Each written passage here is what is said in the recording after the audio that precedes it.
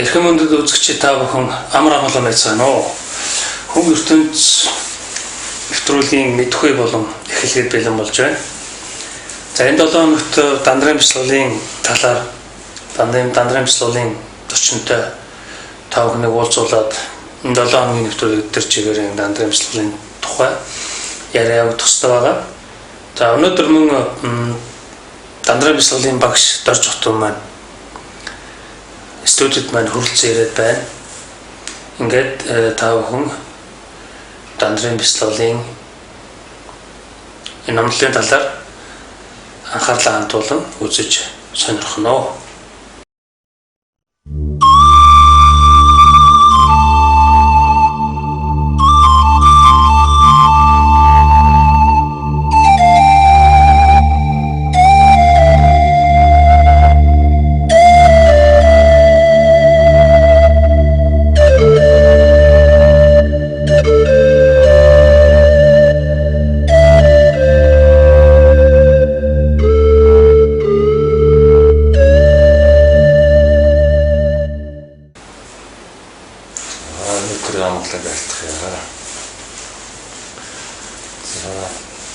Дандрын бяцлаглалын одоо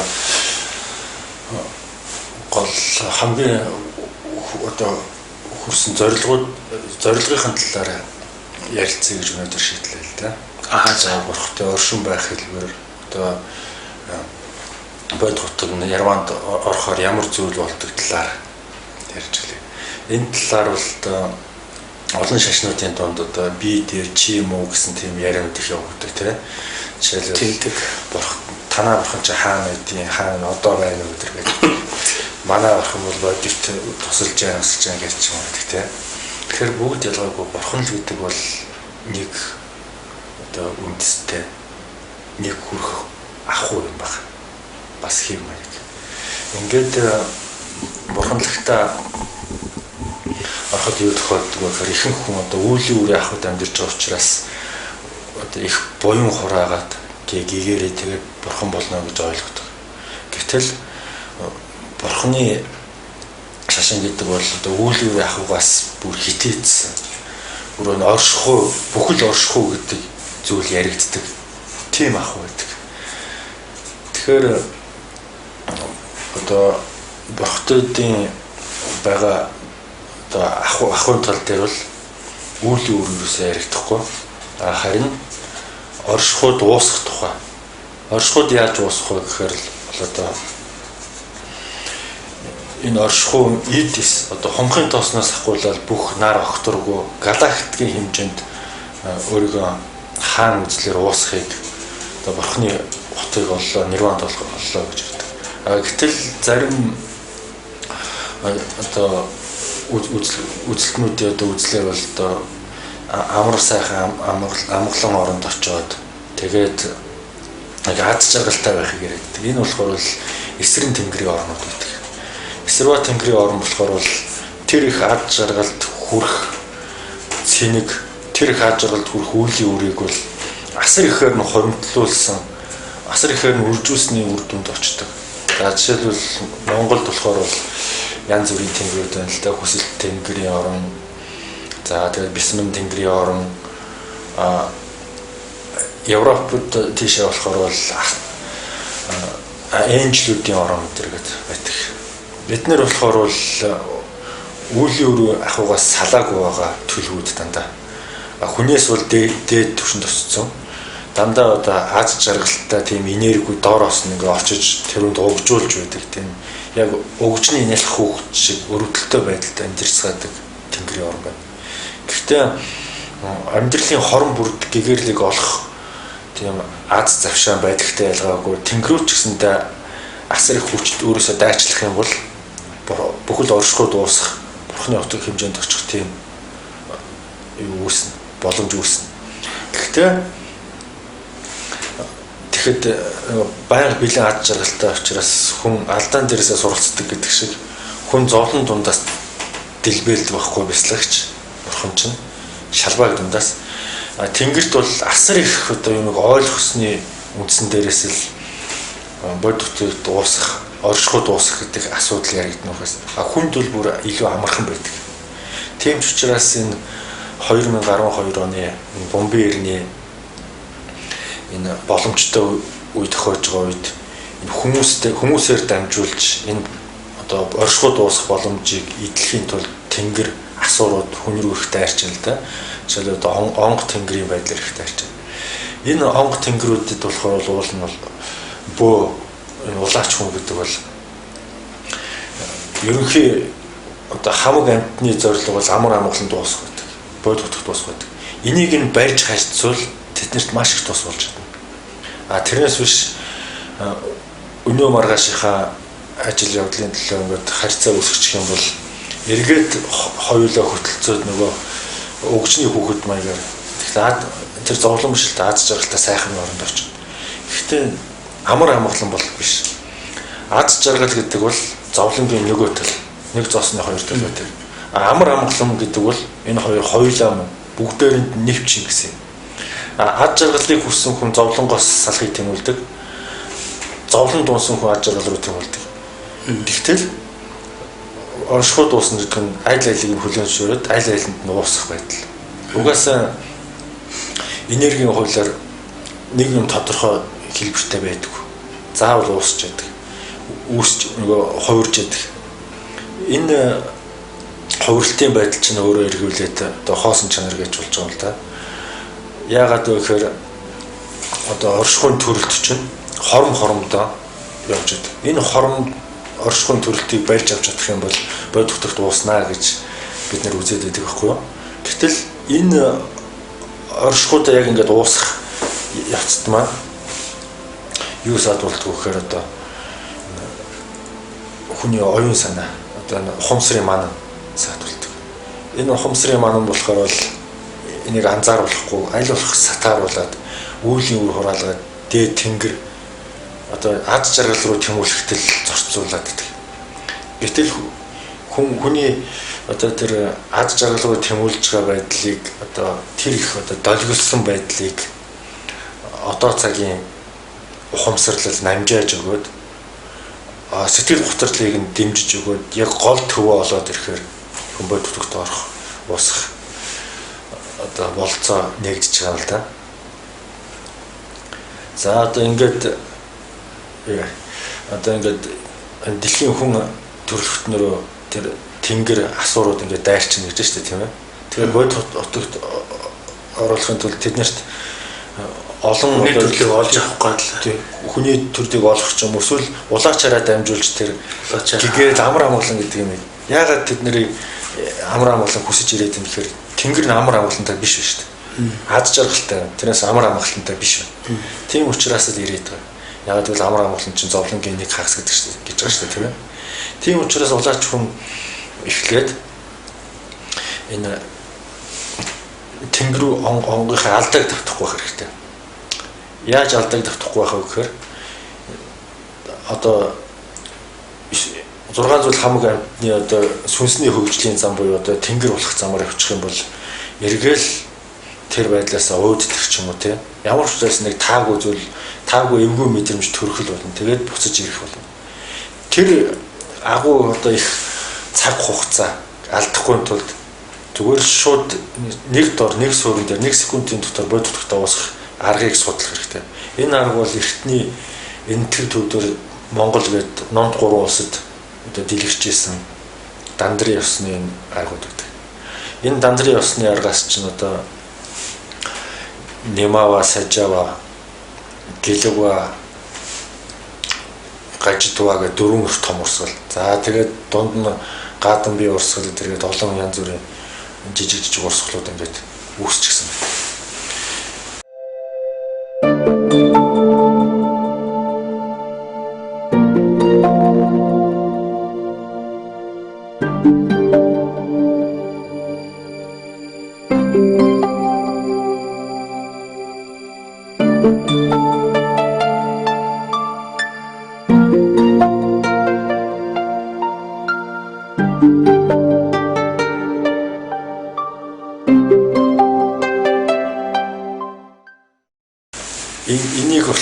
Энэ урсгалуудаас ч гэсэндээ одоо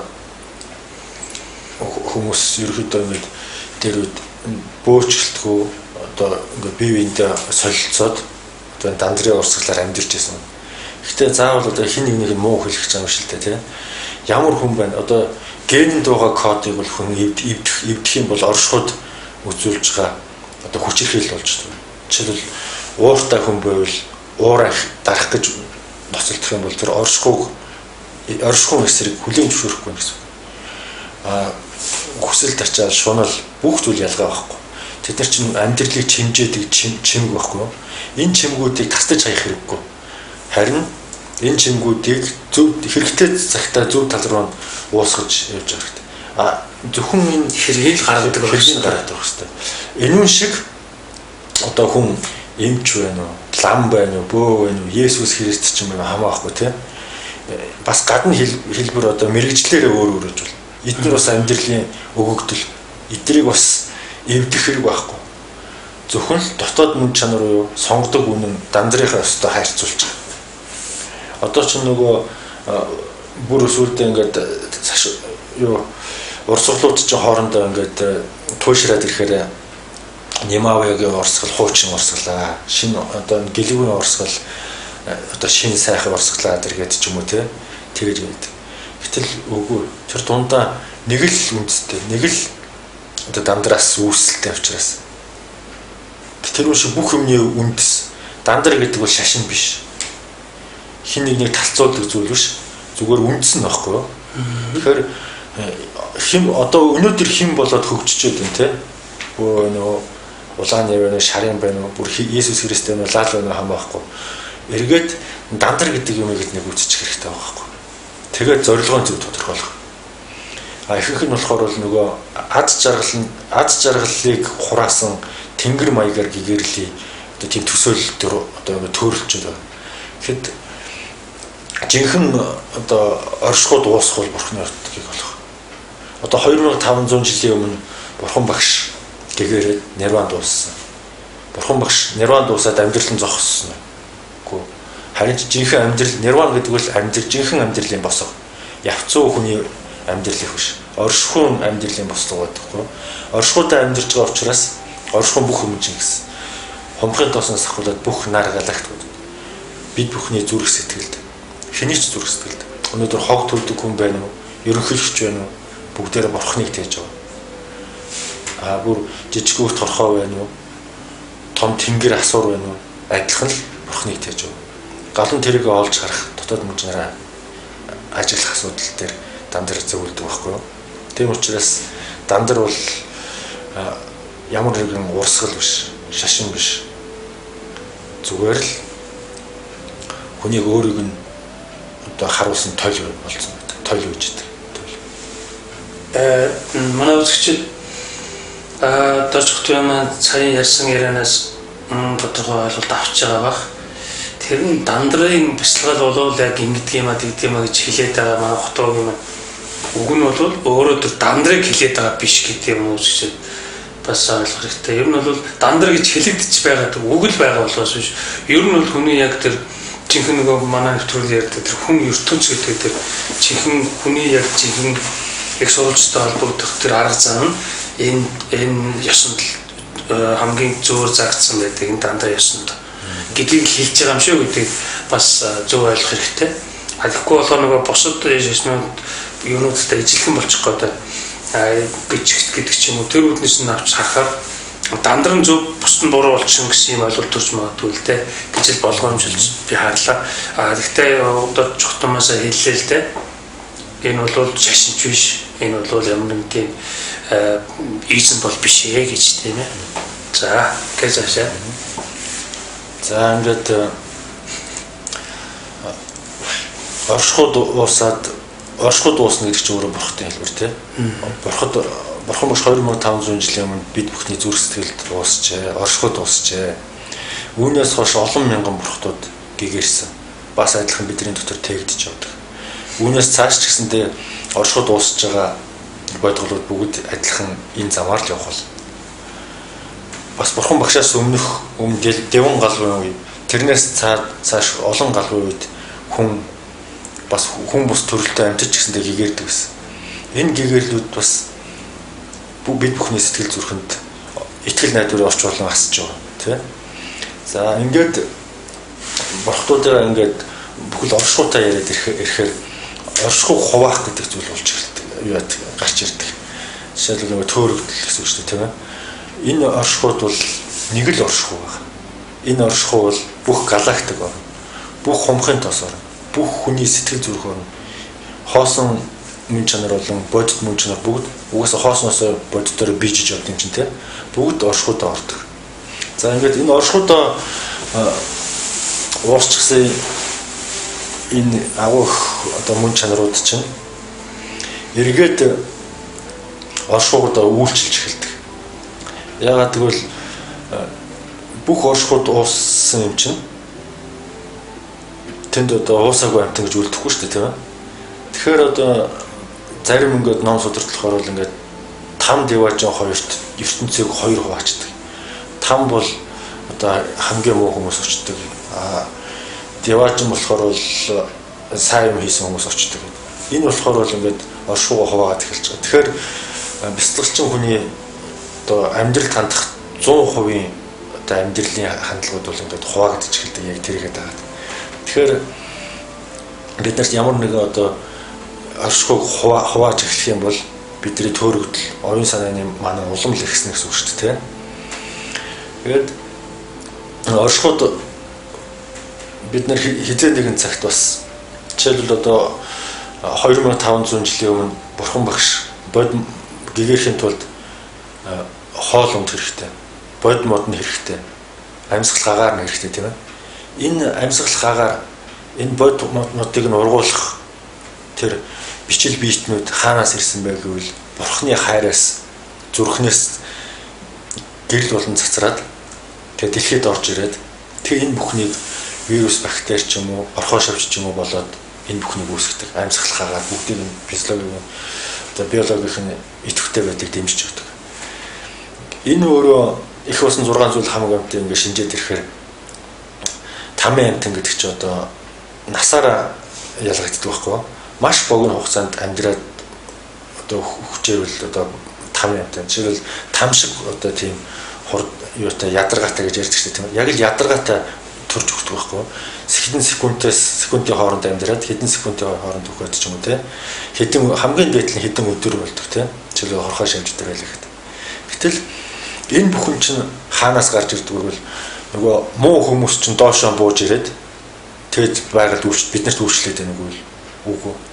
Хин үйлчлэгч үү гэхээр бурхан үйлчлэгч өөрөө. Яагаад гэвэл одоо тэрийг ертөнцийн эзэн гинүү хамаг бурхад гинүү тэд бүгд биднэрт үйлчилж байдаг. Тэгэхээр тэр үйлчлэлийнх нь үр шим нь бид нар өөрсдөө байдаг. Жишээлбэл бид нар 1000 жилийн өмнө нэг хүн гэгэрх жахад тэр хүн туслах гэж амьсгалж байгаагаар нь бүдүүлэх гэж бактери вирус ч юм уу те. Эсвэл идж байгаа ууж байгаа зүйлийг нь ургуулах гэж ногоо ургамал ногоо эсвэл хорхоо шавж ялаа шумуулж болж ирсэн байж болно. Тэгэхээр цаг ямагт хорон бүрд бурханы зүрхнээс хайр ам болон ингээд задарч асгарч яадаг. Тэгээд тэр дундаас тоотой хідэн сүнсний хөгжлийн замаар ороод хүн болох шат руугаа ингээд дөхдөг. За жишээлбэл хорхоо шавж одоо тамийн амтан гэж үзье те. За бэрдийн амтан гэхээр бас одоо мод ургамал ч юм уу те хибитэй амтан ч юм уу те. Ямар нэгэн өвчний вирус ч юм уу. Тэгээ бэрд болгож байгаа. Тэгээд адгуус амтан, сэр нуруутай амтан гэсэн. Амьдрах нас нь улам хурцсаал нь те.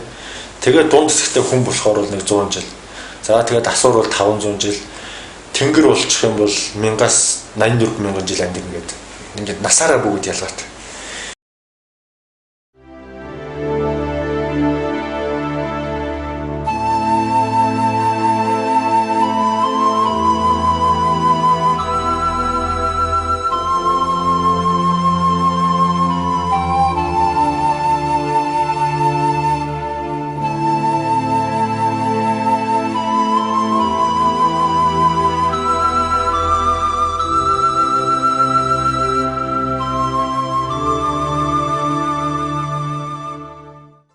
Гэтэл нөгөө ингэж сүнсний хөгжөлтөөр ирээд муу юм хийлээгээд эргээд там дуунах гэсэн ойлголт байхгүй.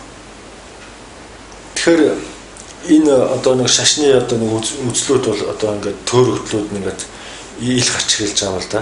Тэгэхээр тамиг хэн бүрдүүлдэг бол бурхтын одоо энэ их болсон 6 зүйл хамаг амьтан руу шумбаж орох хамгийн ихнийх нь үе талган там. Энэ оршихуд үйлчлэх энэ сансар хорвоод үйлчлэх хамгийн одоо тэдний ажлын байр нь одоо тамийн амьтан байж шүү дээ тийм ээ. Тэд нэр тэгээд тэр олон саяараа сүнсний хөгжлийн замаар орохгүй л дэлхий дээр амьдрах нөхцөл угаасаа тийм орон тоо байхгүй тийм. Эргээд ихэнх нь оршихуудаа бодготыг шууд олдог байхгүй. Тэгэхээр агуу байгааз. Тэгэхээр бидний тамийн амьтад гэдэг амьтад бол нэгэн агшин дэлхийд ах дүүсээр олноор асгаран ирээд нэгэн агшинд бөөнөр бодготогтой ордог. Тийм ах байхгүй. Бурхтын орж гардаг ах. Сүнсний хөгжлийн замаар авчихороо байдал хүндрээд эхэлж байгаа. Одоо тэр нь шунал үүснэ. Одоо тэр үнд янз бүрийн проблем зовлонгууд үүснэ. Тэрийг давах арга чарга ухамсарын манан төрчнээс үүсэж эхэлнэ. Магцуулсан мөнхөг болно тийм ээ. Мөнхөг болно. Тэгээд энэ манан хөгцөөр яваад хүн дээр ирэхэд асар хүчтэй манан болж байгаа. Ингээд энэ байдлыг ингээд ерөнхийдөө ингээд ажиглаад үзэхээр бодгодох дуусах гэдэг бол тийм ч их актив зүйл биш. Тухайн үед анх орж ирээд би дөржихтэй бүслэ хөгжлгөө жишээлбэл нэг сүний хүчлийн бактери болол нэг бурхны идэгчсэн таргийг эсгэж өгчөөд эсвэл нэг цэцэрлэгийн хүүхдийн одоо хоолнд орох ногоог нь ургуулж өгчөөд одоо хэрэг бүтлээгээд эргээд бурхны хотод орж болох байсан тийм. Гэтэл яг хуу дөржихтэй бүслэ хөгжсөн байна. Гэтэл боломжууд тамийн анхны өдрөөс эхлээл бод хотод орох боломжууд бүх амьтдад нээлттэй. Тийм ч учраас одоо хамаг амьтныг инэрх гэдэг үзлээрээ ямар ч амьтдыг одоо тухайн агшинд нь гэгэрүүлж бод. За жишээлбэл одоо ингээд гадуур явж байгаа нохоо тэгэл 5 оршуу мал идэр байлахад тэрийг бол үнийг ойлгоцсон хүн бол шууд гэгэрэлд хүргэж болно. Гэтэл нөгөө ухамсарын мананд нөгөө орооцолсон хүмүүс болохоор энийг боломжгүй зүйл. Энэ амьтан төрөл дээшилж яваад буддийнхны үзлээ шүү дээ тийм ээ. Христийнхээ дээр болохоор хойд насанд итгэдэг шүү дээ тийм ээ. Хойд насанд итгэдэг хүмүүсийн хувьд бол тийм манан үүсдэг байхгүй. Тэгтэл эн чинь ямар ч байсан хойд нас гэдгийг мэдж байгаа нэг чинь бас дэвшилттэй. Тэгэхээр тэдний төрөлгүй байдаг бол энэ хүн ухаан нь сайжирч энэ амьтан хүн төрөлд орж иж гэгэрх учиртай маа гэж үздэг. Гэтэл угаасаа л хамгийн ихний дэлхийд оршихуд бууж ирсэн өдрөөс л энэ бод хотогт уусах боломж байсан чинь бусад одоо тэнгэрийг хүртэх бүх 6 зүйл амьтныг төвшөнд нь гэгэрх боломжтой болчихж байгаа шүү дээ тийм ч учраас үнийг мэддэг байсан одоо өвдөц маань хамаг амьтан бодийн хотыг өтөр түргэнээ олох болтгоо гэж өрөөдөг байсан. Энэ өрөөл биелсэрч ирсэн. Тийм ч учраас одоо энэ ертөнцийн одоо хамаг амьтад сүнсний өсөлтийн замаар хурдан яваад одоо хүн төрлөختөн 100 жилийн өмнөх хүн төрлөختний тоо одоо 7 тэрбум болсон гэж байна тийм ээ. Асар хурдтай хүн төрлөختнөр орж ирж байна. Бас асар хурдтай тэр чэнээс тэр хүн төрлөختөнд орж ирэхээс өмнө бас тэр өөрийнхөө төвшнөөс бас ингээд оршиход уусчихж байна. Гэхдээ энэ болохоор л ерөөхдөө байгалийн хүний хүчин зүйлтэй холбоотой байдаг. Нөгөө амьдралын одоо янз бүрийн одоо орчнууд үгүй болж байна гэж одоо ярьдаг шүү дээ амьтны аймагуд тэр. Энэ болохоор бол бас нөгөө тэр ерөөлийн хүч нөлөөснөөс бас болсон баг талтай байдаг. Хүний ч хөгжиж байна тий. Гэтэл хүмүүс энэ олуулаа энэ оршихуйгаа үүсгэчихэд одоо энэ оршихуйдаа өөрийнхөө байгаа орчноо үүсгэчихэд оршихуйдаа яаж уусах вэ гэдэг. Гэтэл энийг бас ингээд наривчлаад ингээд хараад ирэхээр бас тайвшрах болцоо байдаг. Яагаад гэвэл дэлхийд одоо амьдарч байгаа нэг сүнс бол за 1000 жилийн дараа гэхэд нэг үеийнхэн 100 юм эсвэл нэг үйлрэлд орж ирсэн нэг үеийн одоо хайраас ам болсон одоо амьд дээ шүү дээ тийм. Тэр ихэнх нь буцаад ихэнх нь одоо хүн төрлөө болоод ингээд үеэрээ явж шүү дээ тийм. Тэр үеийнхэн тухайн 1000 жилийнхээ дотор нэгэн ч үйлдэл хоцролгүй бурхны зүрхэнд шилжиж орчдөг байхгүй. Тэр боломж нээлттэй байдаг учраас одоо бяцлагчийн хүмүүсийн хувьд бол одоо бас л нөгөө хүчин чармаалт их хүчин чармаалт хэрэггүй гэдэг бас одоо батлагдаад эхэлдэг байна. Тэртээ тэргүй мянган жилийн дотор нэг үеийнхэн бүгд орно. Зарим нэг хэсэг нь болохоор бол тэнгэр болоо жоохон хоцролдоо. Хоцрогдсон. Тэгтэл тэд нэр нөгөө бусдынхаа нөгөө програмаар яваад ингээд бод утгатай уусдаг. За ингээд бод утгатай уусчаад яах вэ гэхээр одоо бурхны шашинд болохоор бол Шамлын орн, Үржин хандын орн, Агнистын орн, Деважингийн орн гэдэг асар олон орнууд үүссэн байдаг. Энэ орнуудад одоо оршихуул уусч байгаа чинь энэ бүхэн оршихуул нэг загвар орнууд байгаа байхгүй юу? Тэгэхээр тийшээгээ ингээд очиж байгаа чинь эсрэн тэнгэрийн оронд очиж байгаа юм шүү. Шамлын орн гэдэг чинь одоо бурхны орн биш. Эсрва тэнгэрийн орн юм биш үү? Ягаад гэвэл тэр оршихуул биш. Тэр чинь одоо нэг хэсгээ бүлгээр амьдарч байгаа бурхтууд байж тээ гэж үзээд байдаг байхгүй. Тийм асуулттай тулгардаг. Тэгэхээр тэр Шамбал Үржин хандын орн гэдэг бол модель загварын орн байдаг. Жишээлбэл нэг үйлдвэр машин үйлдвэрлэдэг том үйлдвэр байлаа гэхэд үйлдвэрсэн бүх машинаа хуу хамаад худалдаанд гаргахгүй шүү дээ тийм ээ. Тухайн газар орнуудад болж байгаа одоо үсгэлэн худалдаа ч юм уу эсвэл өөрийн нэрийн хуудас болгож 1% загвар болгож авч үздэг тийм ээ. Яг тэр үн шиг тэр орон болгонд нэг дүр одоо тэр бодхтыг олж байгаа хүмүүс их нэг дүр очдог. За жишээлбэл одоо 13 дугаар Далай лам одоо ингээд бодхтогт дууслаа гэхэд 13 дугаар Далай ламын дөрүүд бол одоо бүх орнуудад очсон байна. Үржин ханд, Деважин, Шамбал гэдэг бүх оронд нэг орнод очсон. Жинхэнэ мөн чанар нь хаана вэ гэвэл тэд нар мөн үгүй л мөн. Гэхдээ оршихуудаа бас ууссан гэдэг. Энэ юугаар бас тодордгүй гэхээр тухайн үед 14 дугаар Далай ламыг тодруулах үед тэр төвдийн бүс нутагт байгаа бүх хүүхэд 14 дугаар Далай лам болох тийм болцоотой тийм хов өрөөлтөд төрсэн байдаг. Яагаад гэвэл оршихуд уусч байгаа тэр агуу хүний одоо тэр уусалт бас бүх ихийн хөвлөд байгаа хүүхдүүдэд бас ам болон оччихсон байна шүү дээ тийм ээ. Тэр дундаас шашны том төлөөлөгчд одоо геополитикийн нөхцөл байдлыг хардаг ч юм уу тэгж хүүхдээ сонгож авдаг. За жишээлбэл 10 дугаар богд ингээд тодруулъя гэхэд 9 дугаар богд агуу одоо бурханлаг хүн байсан учраас Монголд одоо энэ онд төрсэн бүх хүүхдүүдийг хэнийг гэж эмэгтэй хүүхдийг нь сонгосон 10 дугаар богд болох тийм хувь заяатай бол бүрэн болцсон хүүхдүүд. Яагаад гэвэл энд уусалт явагдаж байна. Оршихуун уусалт. За тэгээд энэ Үржин ханд, Деважин одоо Агнист, Шамбал гэдэг энэ орнуудад ингээд одоо хүмүүс ингээд ууслаа, орлоо тий. Тэгэхэд өөрсдийнх нь аватараа дөрүүд бүх оршихуудаа бас ууссан байна. Бүх далай тэнгис одоо хүрдүүдээр дахиад ярил л та тий. Жишээлбэл хүнд байдаг элэг дийлүүч ногоон өнгөтэй байдаг. Энэ хэсгийн хүрд бол ногоон өнгөтэй мод аватараа бүх модон аватараа чингэн зүрх бол гал аватараа бүх нар огторгуу чингэн хоолоо бол бүх шороочулуу за мэлмээ бол төмөр тарих бол ус далай чингэн гээд аватараа болгож задлсан байгаа шүү дээ тийм ээ. Энэ маягаараа бүх одоо оршихуудаа хумхын тоосноос ахгуулаад бүх нар огторгуу галактик шингэхийн хажуугаар яагаад тэр оронд очиод байгаа гэвэл тэр загвар орн байгаа байхгүй бүх бурхтууд энэ хүн гэгэрс юм а гэдэг загвар орн. Тийм учраас одоо ингээд бяцлагчдыг ингээд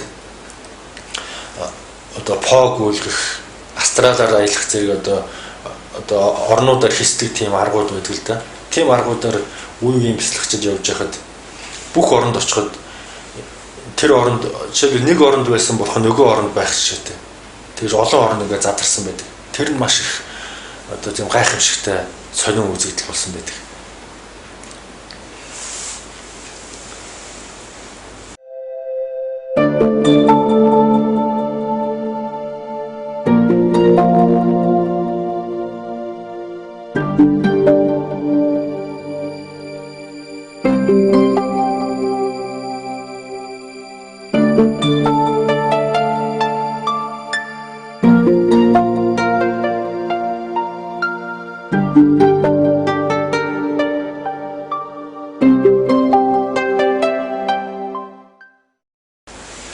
орнуудынхаа тухай жоохон сонирхолтой.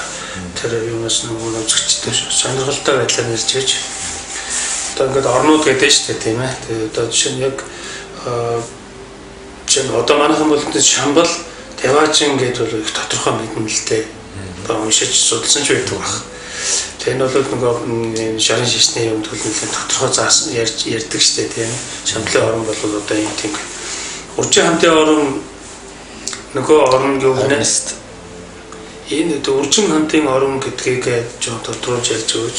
Одоо жишээ нь яг тэр загвар орн гэдэг маань дэлхийн гаригийн бүтчихэд багтж байна уугүй юу тийм ээ. Дэлхийн гаригаас гарч байж тэр загвар оронд очсон байх гэдэг юм уу? Эсвэл дэлхийн гариг дээр байна уу гэдэг. Тэгээд энэ бүх одоо бурхны орнууд гэдэг чинь биднэрт одоо дээд түвшний шатанд орж байгаа тэр Маха Мухтарын түвшинд орж байгаа бяцлагчдыг очиж үзэх одоо тийм хичээл сургууль одоо үзүүлэн маягийн орнууд. Тэгэхээр энэ гаригтай багтж байгаа орнууд. За жишээлбэл энэтхэгийн одоо их үзмэрч мэрэгдүүд болохоор Үржин хамтын орныг үзээд юм бүрсгэр сааралдуу тийм манарсан сонио орн байна гэж ярьдаг байхгүй юу? Одоо нөгөө Монголд энэтхэг яваад ирсэн хүмүүс ч гэсэндээ тэрийг багш нарынхаа ярианаас сонсчод ирдэг. Тэгээд асуудаг л да. Тэр орн чи яагаад тийм байдаг вэ гэхээр энэ орныг байгуулсан хүнтэй холбоотой. Энэ болохоор бол эртний Удиана орны хааны хөө одоо Лом Бадамжуна багш буюу Бадмаа самбаа цэцгнээс төрсэн багш гэж ярьдаг. Энэ багш байгуулсан гэдэг. Энэ Лом Бадамжуна багшийн байгуулсан орн одоо Ладак гэдэг. Ладак ч одоо эртний Удиана орн. Тэр Ладакийн Пан гэдэг нуурын дээр энэ орноо байгуулсан байдаг. Яагаад гэвэл хэн дуртай нь очиж одоо энэ загвар орныг үзээ. Тэгээд өөрөө оршихуй дуусахаар яаж уустай бэ гэдгийг үзээ гэсэн байдлаар. Ер нь бүх орнуудыг анхны одоо үүсгэгч хүмүүс нь толгойлж бурхтуудыг хурааж байдаг л да. Жишээлбэл Шамблын орн бол Иргэдэн даваг бурхан толгойлж байдаг шүү дээ тийм. Шамблын орны Иргэдэн даваг байна. За Деважингийн орн болохоор Авид бурхан толгойлж байдаг. Үржин хамтын орн болохоор Лом Бадамжуна багш толгойлж байдаг. Ингээд тус тусын өөр гэсэн одоо агуу их гүрүү багш одоо өөрийн гэсэн үзэл сурталыг дэлхийд таниулсан одоо хүмүүс тэр орныг үүсгээд тэгээд бурхтуудыг тэр чинь залж авчираад одоо энэ орны оршихудаа ууссан мөртлөө тэр уусалтыг одоо маш их сайхан дэмжсэн зааварчдаг болсон хүмүүсийг өөртөө сэтгэлийн татах маягаар тийм үүсгэсэн тийм орнууд байдаг. Энэ болохоор бол ихэнхдээ одоо хамгийн их гүрүү багш нар үүсчээс энэ баруун урд зүгээд их байдаг л да. Тэгэхээр Ладакийн Пан орн дээр Үржин хамтын орн байдаг. Яагаад тийм бүрсгэр харагдсан бэ гэхээр тэр нуурын дулаан халуун орн учраас нуурын ус дандаа юм дээшээгээ уурсан байдалтай манарсан байдаг учраас.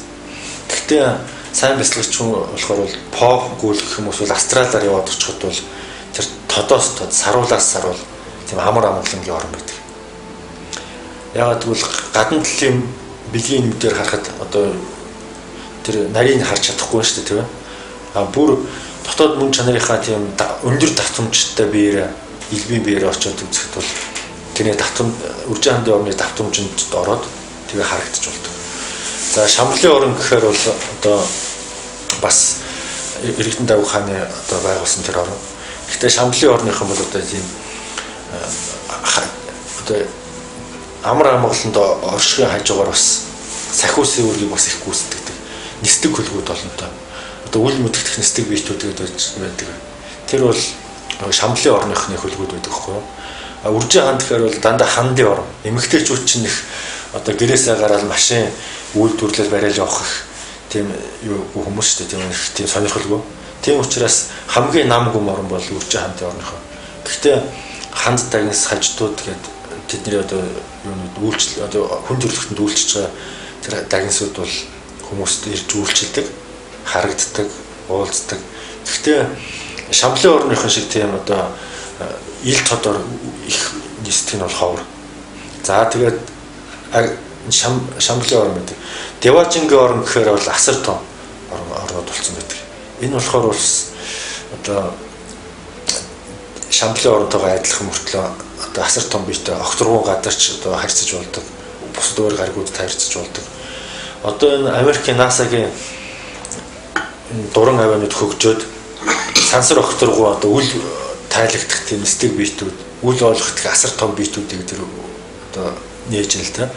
Жишээлбэл наран дээр одоо үл мэдэх стиг биетүүдийн бүхэл бүтэн плот байна гэж одоо өдөр болгон NASA-гаас тавьдаг тэр сайтууд дээр гарч байгаа тэдний зураг. Энэ болохоор бол нөгөө Деважингийн орны гал аватараа биетүүд байдаг. Нарыг тойроод. Нэг бүр нь дэлхийтэй ойролцоо, зарим бүр дэлхийгээс том хэмжээтэй. Тэгээд тэдний зургийг ингээд ажиглаж байхад заримдаа тэд нар чинь ингээд наяр наадам хийж байгаа шиг ингээд бөөнөр ингээд тойрог болцсон байх шигтэй. Заримдаа игнээ зогссон байх шигтэй. Заримдаа ингээд нарны диаметраас илүү хэмжээтэй юм урт гэрлүүд ингээд игэн ч гэсэн байдаг хгүй юу. За энэ дээрээс болохоор бол энэ Деважингийн орныхны одоо тэр асар том гайхамшигтай байдгийг харж болж байна. За Шамблын орныхан болохоор бол одоо Иргэдэн Даваа хаан тэр болохоор бол одоо гамшиг болох цай газрууд их үзэгдэг. Яагаад тэр үгээр тэр нөгөө хорлох гэсэн дэвш инэрх гэсэндээ ирдэг. Жишээл одоо Чернобылийн станц дэлгүүрэхэд одоо тэр асар хүчтэй ялгаруулж байгаа хорыг нь өөртөө шингэх гэж одоо тийм үл мэдэх нэстэг биетүүд тэр яг тесэрж байгаа станцын дээр олон минутын турш байсан гэж үздэг ярьдаг байхгүй. Тэгээд Фукушимагийн цахилгаан станцын тесрэлтийн үеэр бас тэртээ түрүүх Чернобыль дээр ирсэн чинь Фукушима дээр ирж таарна гэдэг хайлт интернетээр хайлт хийгээд үзэхэд Фукушимаг яг тесрэлтийн үе дээр бас их олуулаа тэд нэр гарч үзэгдсэн байдаг. Ийм маягаар тэд нар биднэрт ингээд туслаад одоо зүг чигийг нь заагаад дотроос нь одоо тарины хүчээр өөрсдийнхөө бодол сэтгэлийн хүчээр програмнаад гадна талаас инрээд тэгээ явж байгаа юмнууд байдаг. Тэгээд энэ бүгдээ чинь хамгийн ойрхон байгаа энэ бүгдээс ч одоо хамгийн гол нь одоо энэ хүний байх биологийн орчныг биелүүлэх тэр бичил биетүүд ч одоо тамийн амтан гэж үздэг шүү дээ тийм ээ. Жишээл одоо хүн тариа тарихад хүртэл одоо халуун там тэнд үүсч байдаг. Тариа тарихаас өмнө спиртээр арчина. Энэ бол асар халуун там тийм. Одоо тэнд бүх амьтныг шарж ээж ариутгах гэж тариаж шүү дээ тийм ээ. Ийм маягаар. Тэгэхээр энэ бас одоо тэднээс асгарж байгаа харин хүнд хэрэгцээ байна уу? Хэрэггүй бактери вирус болж байна уу? Хэрэгцээтэй одоо шавжууд болж байна хамаахгүй. Яг л ялгалгүй цацраадаг. Тийм учраас амьдрал ариун баялаг болж байгаа тэдний хүчээр. Жишээлбэл одоо Деважингийн орноос цацардаг одоо тийм юу гэдэг л да. Одоо баримт. Жишээлбэл нарны идэвхжэлтэй жил 12 жил нэг удаа болдог. Одоо энэ жил нарны идэвхжэлтэй жил болдог тийм. Тэгээ нарны идэвхжэлтэй жил юу анзаардаг гэхээр халдварт өвчин тагсдаг байхгүй. Тэгэхээр тэр нарны одоо тэр Деважингийн гал аватараа нарны одоо тэр Деважингийн орныхноос хайр дэлхий рүү зутгаад тэр хайр нь бас ялгалгүйгээр тийм зарим нэг хэсэг нь одоо хүнд хэрэгцээгүй тийм амьтад болж байна уу хамаахгүй гол нь хайраа өгч байгаа гол. Энэ дундаас ч бас эргээд одоо байгаль цаг уурын одоо нөхцөлийг сайжруулах бүх амьууд тэр чинь бас бууж ирж байгаа байхгүй юу. Тийм учраас бид нэр цаг үргэлж бурхтуудтайгаа гадна талаасаа ч дотор талаасаа бүх бурхтуудыг тээж байгаагийн хувьд ч хамт амьдарч байдаг.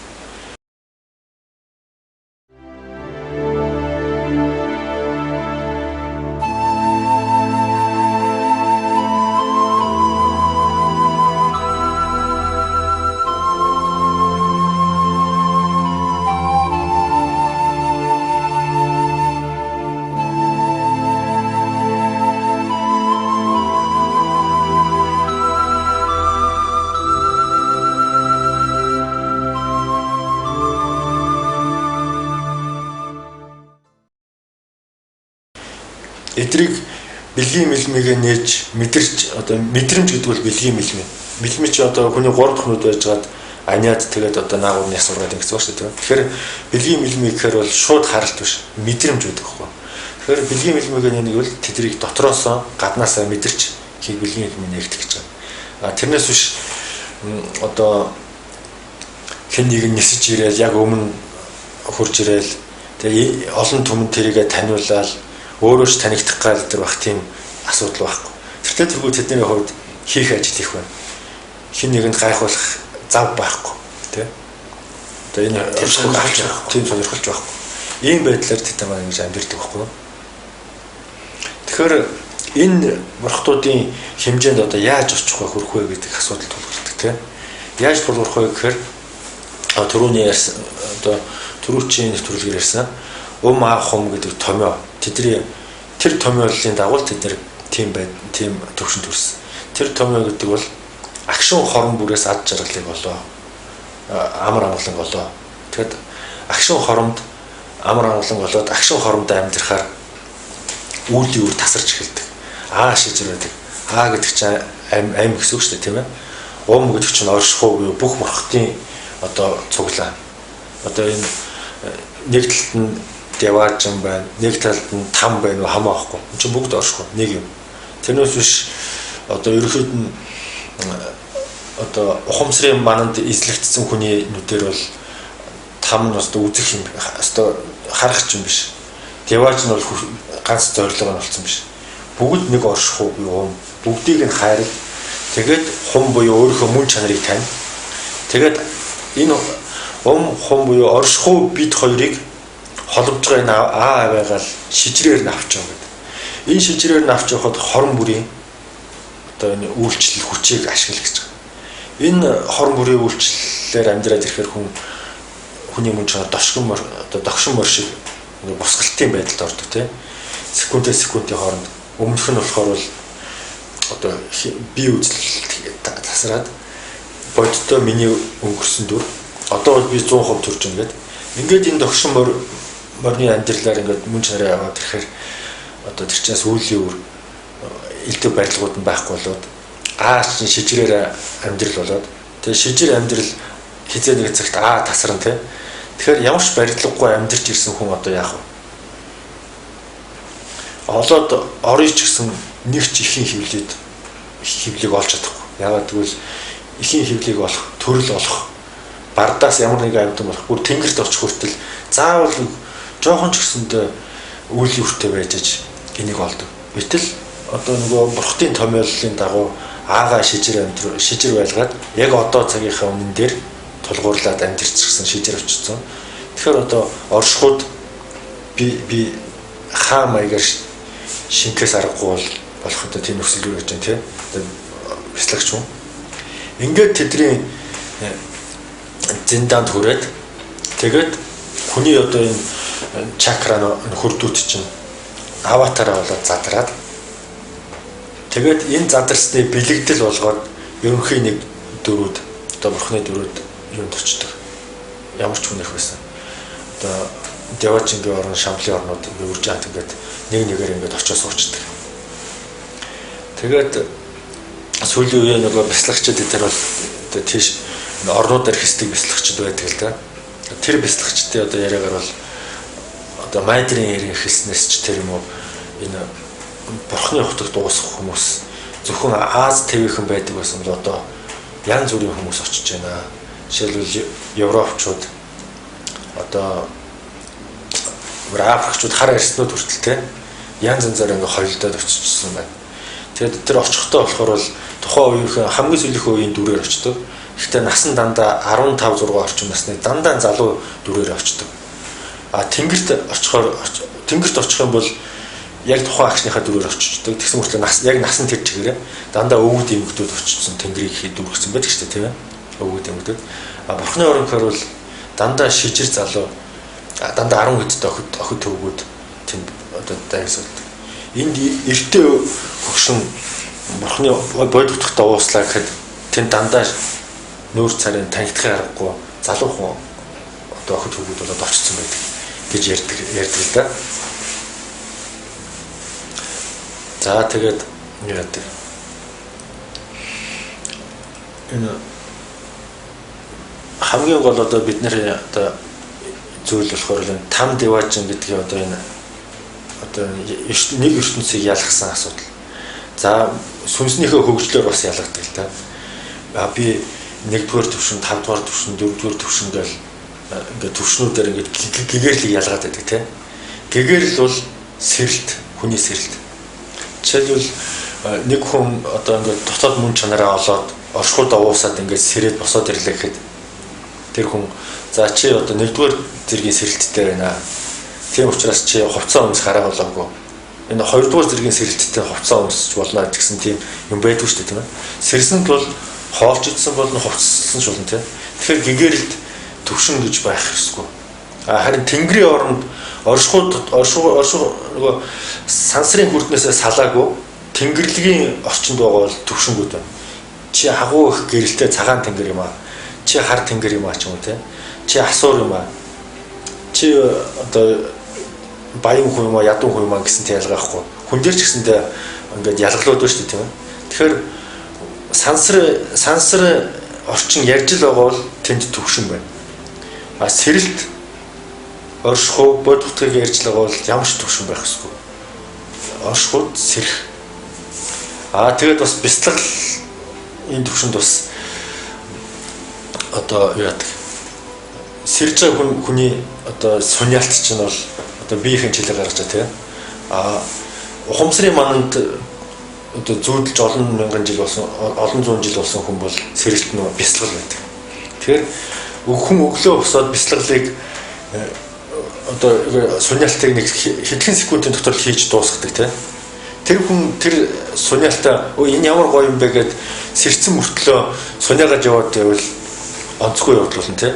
Тэрүүнтэй ялгаа байхгүй энэ оршихуй дуусах маха мутарын ахуйд орох акшн байх хэрэгтэй. Яг суниалч. Тэр хэдхэн секундээс ахвалаад хэдхэн өдөр, за хэдхэн жил, за хамгийн уртл нэг хэдхэн жил байх хэрэгтэй. Бүх насныг болгож болохгүй. Зарим хүмүүс бол одоо ингээ гадаадын оронд бол ингээ тууширчихсан. Насаараа бяцлал хийгээд тэргээ гэгэрл хийж үзээд. Тэгэхээр оршихуй бол хүмүүсийн одоо оюун ухаан дээр, ухамсарын манан дээр тоглодог тийм. Чи гэгэрчлээ гээд нөгөө тэгт амьдрал тэр юуг нь уяад сансарт нэг уяа болгоод өгчдөг бяцлаглыг. Тэгээд нөгөө хүн үний одоо тэр суниалт бол яг өглөө суниаж эхлээ сэрсэн тийм. Тэгээд тэр нь зогсохгүй байвал тэр юу гэж болох вэ? Зүүд гэж болно тийм. Тэрүүнтэй ялгаа байхгүй гэгэрлийн бяцлал одоо бүх төрлийн бяцлаглуудыг хийж эхлээд ямар ч бяцлал гэгэрүүлж болно л да. Махаар иши одоо ширээ ч юм уу одоо ариавлын бяцлал бүгд гэгэрүүлнэ тийм. Тэрийг хийх акшнд хүн яг тэр цохилтонд ордог байхгүй. Тэр цохилтыг хүлээж аваад тэгээд юугаа бяцлаглаа ингээд аажмар зогсоож явах хэрэгтэй. Гэтэл зарим хүн ингээд насаараа ингээд тэрийг улам хөгжүүлээд энэ чинь нас өдөржингөө суниагаад байна гэсэн. Тэр бол зүүд болж хувирдаг. Сэрэлт биш болоод эргээд унтчихж байгаа гэсэн тийм. Жохон зүүрмөглөж суниачаад эргээд унтчихж байгаа гэсэн. Яг зүүдэндээ суниагаад унтчихж байгаа. Яг тэрүүнтэй ялгаахгүй бяцлагч гэгэр чинь гээд унтаад өгчдөг байхгүй. Тэгээд нөгөөх нь бүр одоо төвшин мөвшин болж эхлээд бүрсүүдээ ингээд зүүд чинь гүнзгээрээ яваад өгч.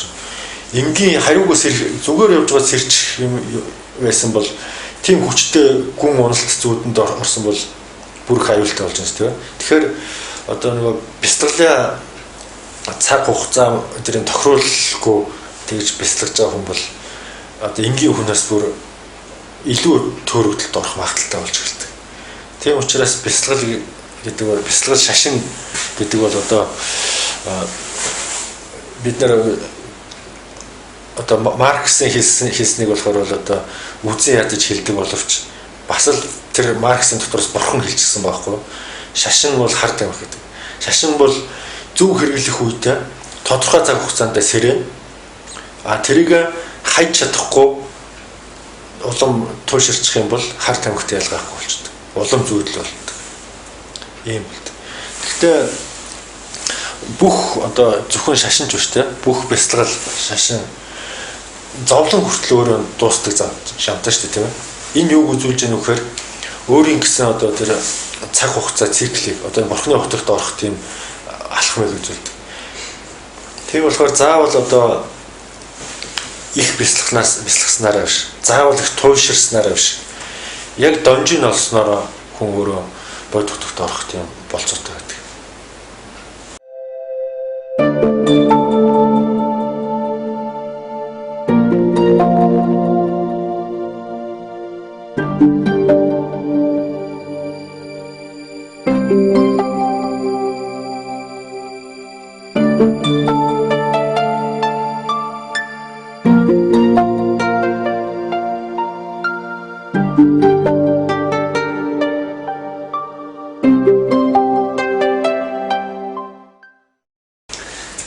ерөнхийдөө тэр орн гэж яриад байгаа тийм ээ. Тэгэхээр тэр орнуудыг одоо ер нь үзий сонирхол гэсэн сонирхол одоо манай үзэгчдэд одоо төрцөл явж байгаа л та. Жишээ нь тэр одоо Шамхлын орнд нэг очиод үзэх юмсан үнэхээр бошиж болдгийм бол амьд байхдаа л очих юмсан гэх. Тэгэхэд бол энэ одоо юу гэдэг тэр төрөнд дурдаад өнгөрлөө. Тэр астрал биеэрээ ч юм уу тийм ээ. Астрал төвшин астрал биеэрээ яваад очиж үзэж болно гэж юм тийм үү. Тэгэж үзэх сонирхол одоо байлаа гэхэд тэгэж явах нь тэгэж сонирхох одоо бяцлал одоо хүнд тийм ээ одоо ер нь бол хүнд сайн талмуудал гэж юм байна уу. Заавал хүн тэг албагүйгээр энэ одоо жишээ нь бяцлал сонирхож байгаа хүн бол заавал энийг дамжих ёстой юм уу юу тодорхойлохгүй. Тэгээд ихэнх багш нар болохоор бол дандаа одоо Маха Мухтарын төвшөнд орсон хойно очсон байдаг хгүй. Тэгэхээр Маха Мухтарын төвшөнд яг ороогүй бол заавал очих шаардлага байхгүй. Тэр өөрөө аянда залгадаж очдог орнууд байгаа байхгүй. Тэгэхээр одоо заавал одоо очих ёстой байна гэсэн тийм юу дүрм журм бол байхгүй л дээ. Байхгүй. Гэвч нэг хүмүүс сонирхож шүү дээ. Хэрвээ сонирхох юм бол эхлээл Маха Мухтарын төвшөнд орох юм бол өөрөө яваад очичдаг. Яагаад гэвэл дотоод мөн чанараа тайвшруулад хүчрхэг болоод очдог. Одоо зөвхөн хийж байгаа ажил дээр 20-30%-аараа хийдэг тийм энергийн савирсан тийм одоо энэ савцсан хүмүүс бол тийш очиход бол амжихгүй шүү дээ. Очсон ч гэсэндээ тэрийг анзаарахгүй туучаад дээгүүр туучаад өнгөрдөг. Тийм болохоор тийм орнууд бол маш нарийн ухамсартай хүмүүст үзэгддэг. Яагаад гэвэл тийм орнууд одоо зүүнний сүгчин чинээ зандч хүнд үзэгдэж болно. Асар том гариг ертөсний зандч үзэгдэж болно. Тийм харьцангуй тийм бодит биетэй биш. Тийм мөн чанарын орн байхгүй. Мөн чанар гэдэг чинь одоо барийг гэхээр баригдах зүйл өмөртлөө агуулч болж байна. Тэнгэрч болж байна чи хүн дээр ирэхэд хорхоо шавьж болж байна. Хүнч тэнгэрч болж байна. Ийм нөгөө харьцангуй орн учраас тийм барьж олоход хэцүү байдаг. Ийм орныг яаж очих вэ гэхээр хүн ихлээд өөрийгөө одоо амар тайван зөнгөөр одоо энэ оршихуйд үүлийн хөрөгч биш үйлдэгч болох бодолтойгоо зөв харьцах. Инхээр өөрөө хүн аянда дотоод мөн чанарын хүч ихсээд ирдэг.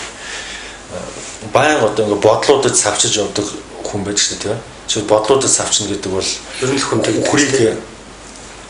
үхрийг одоо намаржингаа эдэлчихэд тэгээд өвлөн тэр үхэр онд ордгүйтэй ялгаа байхгүй. Одоо зорьсондоо хүргэж чаддгүйтэй ялгаа байхгүй. Бодолд ингээ савччаад тэгээд тийм зүйл яг хүсэх үед тэр нь биелэхдэггүй байдаг.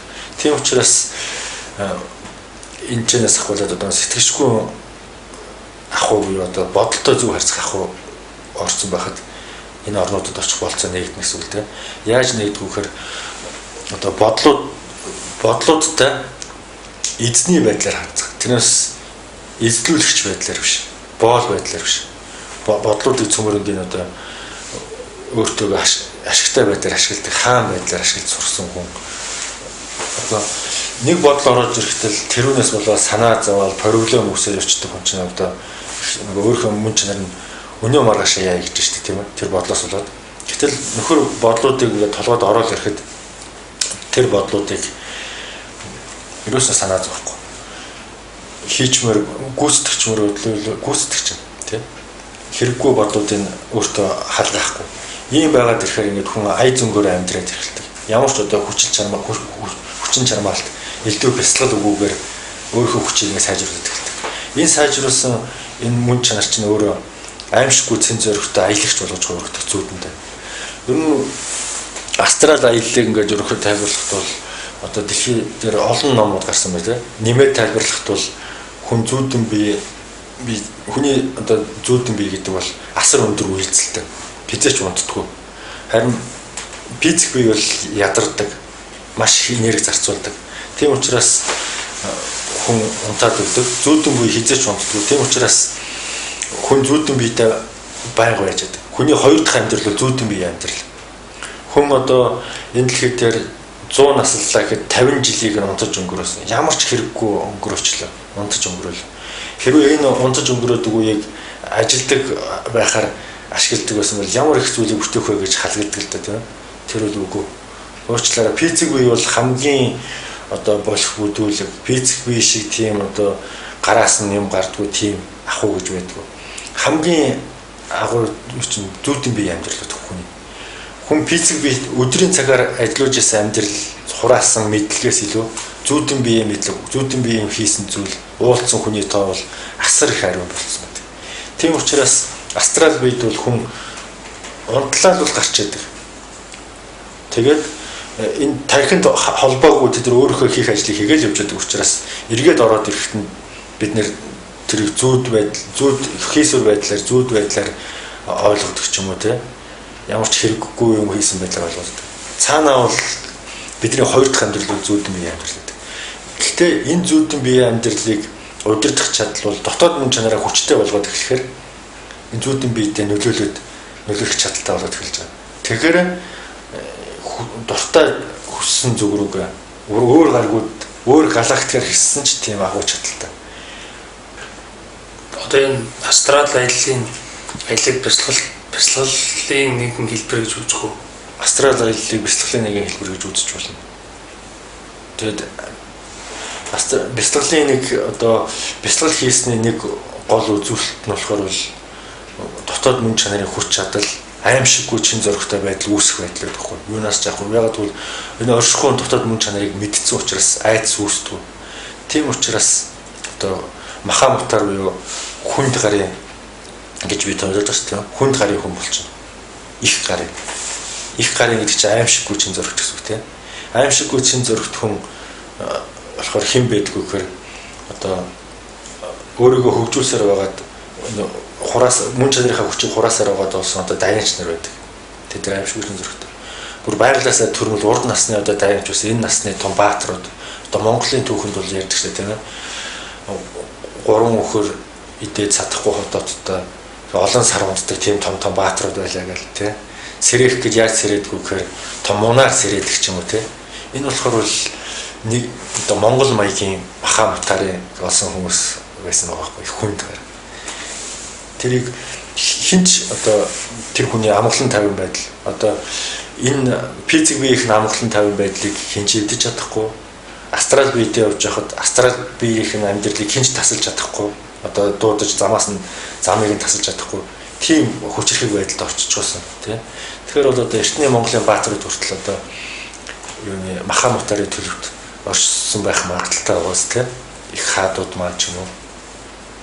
Ингэж астрал биеийг одоо бясалгал хэлбэрээр одоо бясалгалын одоо нэг дагуур нөхцөл ч юм уу одоо биелэг нь одоо чиний бясалгал хийсний биелэг нь бол астралаар сайн аялах одоо явдал байдаг л да.